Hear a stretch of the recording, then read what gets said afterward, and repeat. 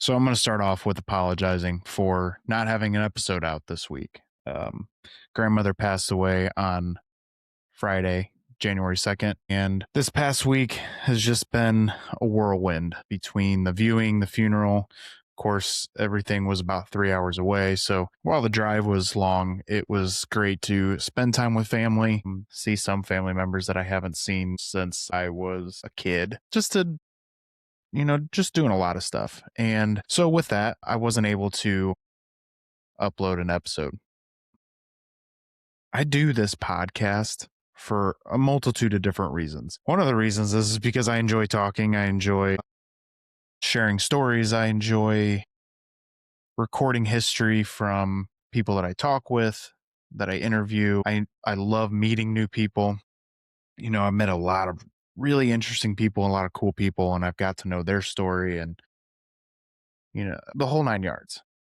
But the other reason why I do it is because it gives me a chance to basically record my own history as well. I don't care if I get 1 million followers. I don't care if I get 100 followers. That doesn't matter to me. What matters to me is this is an opportunity that I have to record to hopefully help make somebody's life better, hopefully answer some kind of question that somebody has going on in their head that they just can't seem to find the answers to. So that's what I do. So this episode is really just me talking. I do have an interview coming up with a very good friend of mine. He's a former trauma surgeon. He's now since gone down a different path, still working as a doctor, but he's going to be really interesting to talk to. I'm looking forward to that conversation. So be on the lookout for that episode. But today, I just kind of want to talk about life. Life's been super busy for my family and I. My kiddo he's 7 and he's trying to figure things out. Obviously going to school every day, and he does jujitsu once a week, which he's missed the last few weeks due to the holidays and obviously the funeral and all that stuff. But he stays busy, and now he's been interested in soccer. He's going to do soccer again next year, or this year, I should say, showing some interest in doing t-ball. So we're busy with that, right? And then on top of that, we're busy with our jobs. And one of the things I knew about where I currently work is they will pay a large amount of money for me to go back to school to get my master's degree. And I told myself when I graduated with my bachelor's, I was not going back to school again. Wasn't going to do it, had zero desire. And now I'm actually considering getting my master's, mainly because if they're going to pay for it, and after I crunched, I basically crunched the numbers just from a very, what's the word? I didn't have all of the numbers right offhand, but I had a rough idea of how much it was going to cost to get my master's in a specific program, and my work was basically going to cover it all. And so I'm kind of stupid not to. Free education, get a free degree out of the deal. The only thing is that I would have to work for them, continue to work for them for a certain period of time. But honestly, that's not even that big of a deal because I enjoy where I work. I enjoy the autonomy. I enjoy the freedom. I enjoy it all. I enjoy the people that I work with. So I think that's probably the route I'm going to go. Who knows? We'll see. Got to do a little bit more digging on that, but we'll see. On top of that, like I mentioned, my wife's work. On top of that, also, I'm going for another certification. My fa- my uncle makes fun of me because he says I'm probably the only person he knows that has like tons of certifications. And I have to remind him, when I was in the fire service in public safety, we typically get a lot of certifications. And the more certifications you have, the more opportunities you get, the more things you get to do, specialty teams, things like that. And a lot of them are mandatory certifications too, depending on where you live and what your exact job is. So I have a lot of certs from fire and EMS, but I also have certs from the safety field as well. So planning on getting another one. We're also making plans to spend more time with my family up north. We haven't gotten to see them as much as we wanted to in the past. One of the things that I realized when I was up there this week was they had a lot of memories together, and that's understandable. They all live within a very close distance of each other. But I didn't spend enough time with them in my opinion, and I want to fix that. And that's starting this summer. We're gonna have to go up there and help with my grandmother's house. It needs some help before we try to sell it and all those things. So it's going to need a little bit of work. I plan on going up there to help with that. I want to go to the lake, spend time with family up on the lake. A lot of things. There's a lot of things I want to do.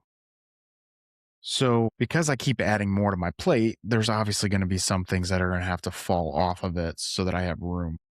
And now we're just at that phase where we're trying to figure out what things are we going to take off in order to add these new things on. Plus, we still want to go on vacation. We've got a vacation planned with some friends of ours here coming up soon. Looking forward to that. Just all the things. But the one thing that I learned from my grandmother's funeral, on top of obviously wanting to spend more time with everybody up there, is obviously life is short. My grandmother lived to be 84 years old. She was just a few months shy of her 85th birthday, and she lived a tremendous life. She was super smart. She was witty. She worked hard. She had a very strong work ethic. She did a lot of amazing things in her life. But the one thing that I am striving to learn from her is her love for family. Now, my family is very sporadic. You got my mom's side of the family that's divided up due to divorces and things like that, separations. And then you've got my dad's side of the family, which is a little more tight knit. My mom's side of the family is tight knit, for select number of them, but it's very tight knit on my dad's side. I think that's amazing. And I want to continue that. And I want to teach Keegan that. I want him to live that life as well and understand that this is the way we should be living our lives. We should be tight knit. I think back to when I was a teenager, even into my 20s. I was angry. I was angry at the world. A lot of that had to do with the job that I worked. Some of it had to do with just being a kid and not understanding life, not understanding things. But I was angry at the world, and I pushed myself away from my family. Um, I pushed myself away from my mom, from people that I felt like had done me wrong, people that I felt like had hurt me. And in reality, I was the problem. And it took me until I was probably about 30 when I finally realized that I was the problem and I need to make an adjustment. I need to fix this. And so I have started to do that. I want to continue that. And I don't want my kid to go through that, be angry at the world. I want him to love his family. I want him to understand that we're always here for him. We always will be here for him. And I want him to make memories, lots of memories. I have memories from when I was little, going up to the lake or going up to my grandma's house or going up to my aunt and uncle's and doing all these fun things and telling jokes and laughs and all that stuff. And I want to continue those memories for him. So those are kind of the plans for the summertime. I mentioned this podcast, and this podcast has mainly been for my benefit, but I think it offers some benefit to those of you that listen. We've talked to some police officers, we've talked to medics, we've talked to educators, we've talked to firefighters, talked to nurses, doctors, and a whole nine yards. We've talked to some amazing people, and there's been a lot of things, a lot of stories that have been shared to help with mental health, growth, training, a whole nine yards. And I want to continue doing that, but I'm not taking it near as seriously. We're still going to post an episode once a week. We're still going to do interviews with people. Cody and I are still going to make fun of each other. I know the majority of the time I'm making fun of him, but life is short. This isn't my full time job. This is something that I do for fun in hopes that it helps somebody else who may be going through a different problem. So at the end of the day, family is going to come first, and that's that. And probably going to continue to stick with the core people that I have talked to. Ben Freeze, we had him on last week. Probably going to have him on several times. Eric Foster, probably have him on several times. Still plan on getting Austin Jett on here at some point again. You know, pretty much the core people that we've talked to. We'll have my wife on a few times again. But something else that I felt like I've been called to do, and it's new.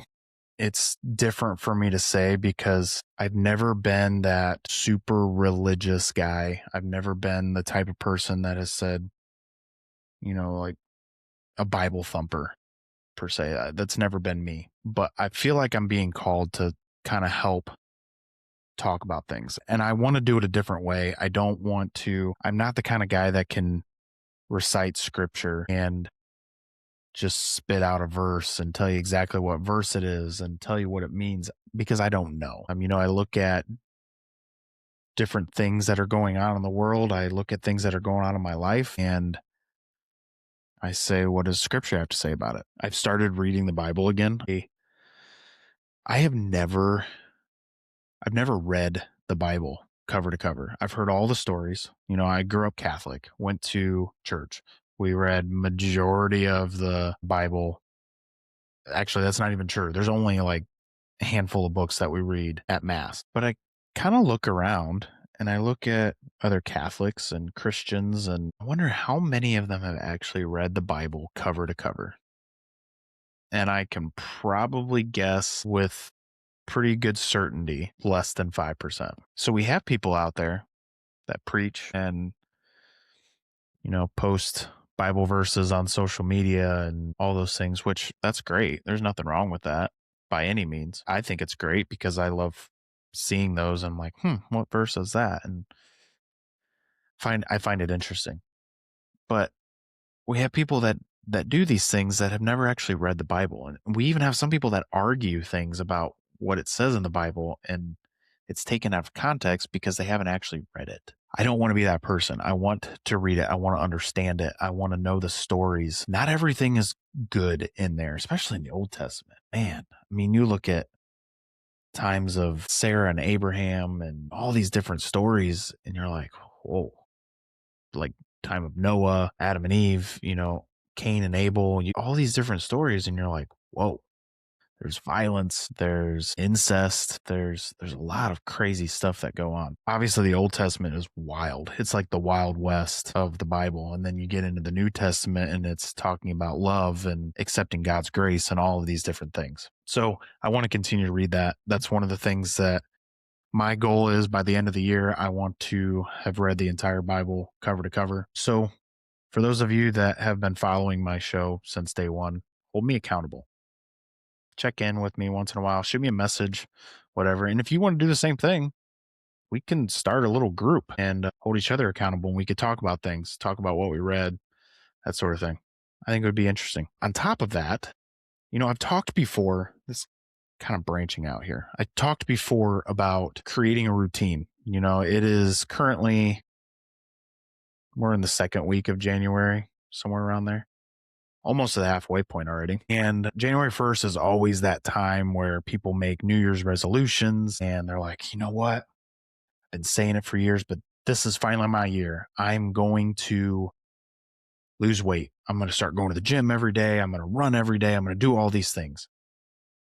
And then come second, third, maybe in the fourth week into the year, and we fall off the path. We stop. We don't do what we said we were going to do. We get too busy or something happens in life and we change our mind or we just lose interest altogether. And I'm just as guilty. Been down that road before. I've done those things before. For almost the past year, I've been pretty good at keeping with what I wanted to do, but I don't make resolutions. What I do is I create a daily routine and it fluctuates, it changes, but this is kind of what my daily routine is now. And it's pretty simple and it's already started to show some benefits. So what I usually do is I will get up in the morning, I will get ready, grab all my stuff, pack my lunch, pack my waters, and I will get in the truck and head to the gym. Again, this is on a perfect day, a day that I'm able to do this. I'll go to the gym, I'll do a workout. What I've historically done was I'll do a workout and then either run or walk on the treadmill. I find that when I do something like that, I end up spending hour and a half, 2 hours at the gym. And sometimes that's just not feasible and it's not possible. So, what I'm starting to do now is I'll go to the gym. I will do my morning stretches, and that includes, back, legs, quads, thighs, whole 9 yards, right? I'll do my stretches in the morning and then I'll go and do my workout. And then what I'll do in the afternoon is I'll go back to the gym, or when it starts getting warmer, I will run outside or walk. But right now I'm in the running mode because I've seen a lot of benefits in just a short period of time of running, which is wild because everybody out there is talking about how evil running is, right? Which I have noticed there's a little bit of pain in my knees from time to time, but a lot of that is probably because I haven't ran since I was in college. So, do my workout, do my stretches, get ready for the day, go to work, and I'll work, 10 hours of the day. And then I will go back to the gym. I'll do my run and then I'll go home. But during the daytime, I will read 2 chapters of my Bible, try to understand it, try to, if I don't understand it, I'll read it again. And then I'll have a short conversation with God, trying to help me get through the day, pray for whoever needs prayers, that sort of thing. I have two notebooks. I have one that's kind of like a daily planner, and I have another one that's just a plain notebook that I jot down stuff. In the daily planner, I write my to do lists for the day, top priorities, anything that I found was inspirational, like any quotes, any ideas that I have to kind of make myself better, things like that. I'll write that stuff down. In my actual journal, I just write down memories, things. I'll write down my workouts that I did, goals that I want to accomplish from my workouts. Lately I've been tossing around the idea of possibly doing a 5K or a Tough Mudder or something along those lines. I'll write all that stuff down and then obviously go through my day. And at the end of the day, I'll come home and spend time with family, we'll eat dinner, get my lunch ready or all my stuff ready for the next day. That includes my gym bag, get all that prepared, you know, get my water set out because I have a bunch of bottles of water. Make sure I have everything ready to go. My computer plugged in to charge for the next day. Make sure I have everything ready to go for the next day. Try to be in bed 10 o'clock at the latest. Usually I like to be in bed around 9:30. Doesn't always happen. But that's the routine I try to stick with. And like I said, it fluctuates from time to time, but for the most part, that's usually where I stay. That's usually the area that I stay in. And it's worked out really well. Obviously, weekends are a little bit more difficult to keep that pace, mainly because I'm not going to bed at 9:30, 10 o'clock at night on the weekends typically. I usually stay up late. Wife and I will watch a show, or we get caught up in watching a Red Wings game or whatever. But for the most part, that's usually my routine. So I challenge you, instead of saying, you know what, I'm going to quit drinking, or which is a great idea, highly recommend it, or I'm going to quit smoking. Again, also a great idea, highly recommend it, or I'm going to start working out, whatever the case may be. Instead of saying, I want to lose weight, I want to do all these things, create a routine for yourself. It doesn't have to be overly complicated. Just do a little bit of it at a time. And then as time goes on, adjust it accordingly. Maybe you decide one day that you're going to make your bedtime 8 o'clock. Well, after a couple weeks, you realize, okay, 8 o'clock maybe isn't feasible. Maybe it should be 9 o'clock. Just make these little tweaks. I'm going to eat healthier. Okay, what does that consist of? Don't just immediately jump into only eating, 1,000 calories a day. Maybe just limit the portions a little bit, or If you're watching your macros, but you want to eat X amount of protein, X amount of carbs, X amount of fats every meal, and you realize, maybe I need to eat 4 or 5 meals a day, smaller meals a day. Just start with something like that. Start small and then build on it. If you immediately start, this is one of the things that I found out the hard way. If you immediately start with doing the hard stuff right away, like eating 1,500 calories. I know I'm over exaggerating, but eating 1,500 calories, or actually the big example I got is running, right? So when I first started trying to get back into running, I was running like I used to in college. I was running fast, way too fast. And I would run for like 2 minutes and then I'd be gassed. So I'd have to slow down to a walk, and I'd catch my breath. I'd walk for like 5 minutes, and then I would go back into running again, and I'm gassed again. And I'm like, man, I'm looking over at my buddy, and he's Austin actually, and he's running straight through. Like he just ran a mile without stopping. I'm like, what the hell? How is he doing this and I'm not? So I found this app. I'm not getting paid to talk about this, but Nike Run Club app, and they have a coach on there, and he's coaching you as you run. Now, granted, that app is built for running outdoors. It's kind of tough when you're running on a treadmill, but he tells you to run slow, like slower than you think you should. So if you think you're running slow, run slower, because you want to start off on an easy run. You want it to be easy.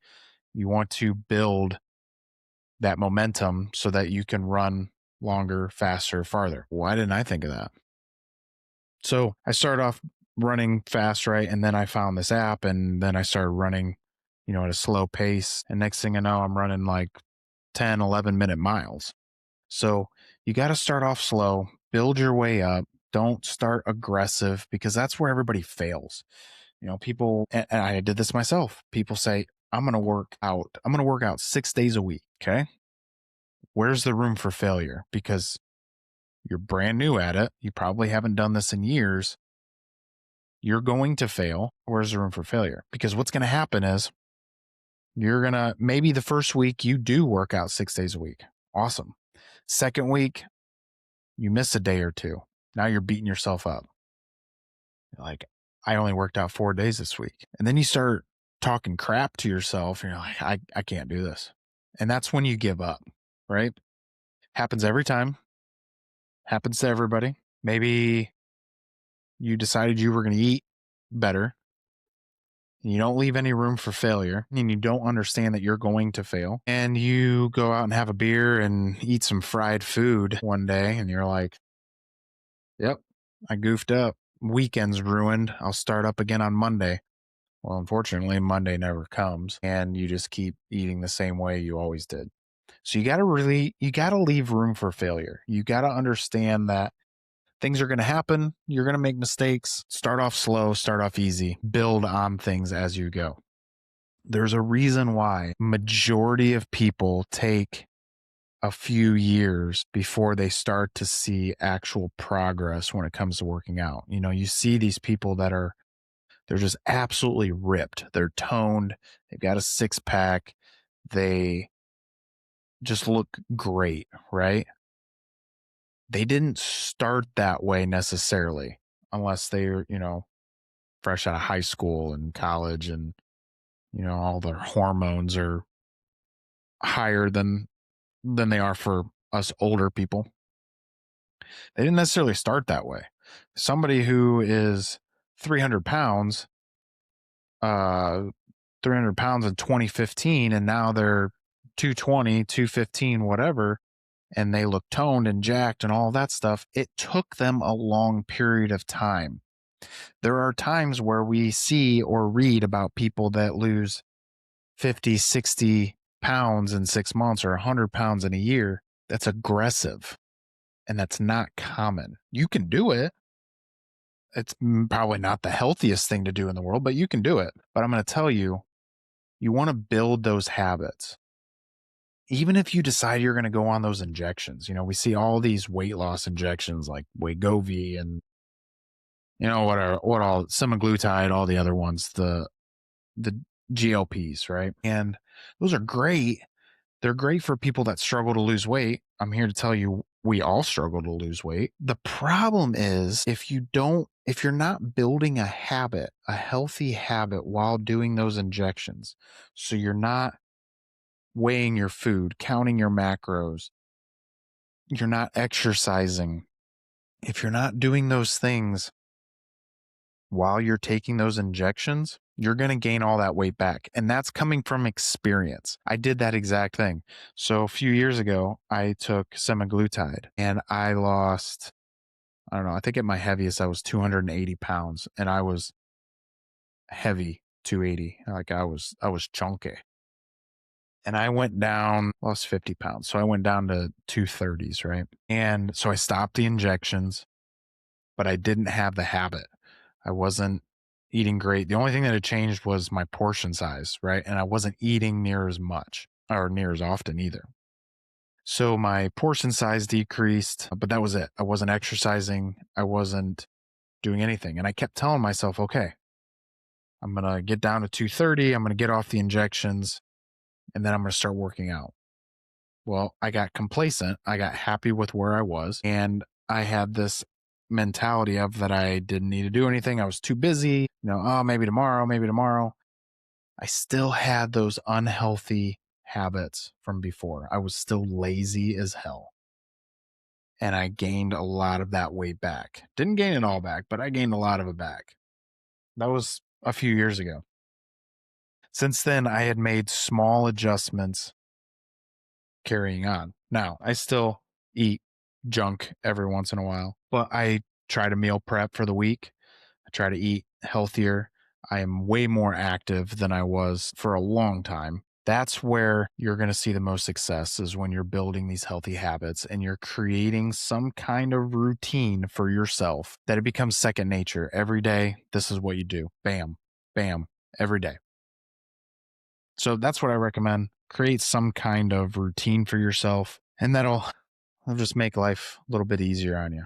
So get rid of the New Year's resolutions, make a routine. So, a couple things before I wrap this session up. If you're interested in reading the Bible together or reading some kind of book, we could do like a little book club, something.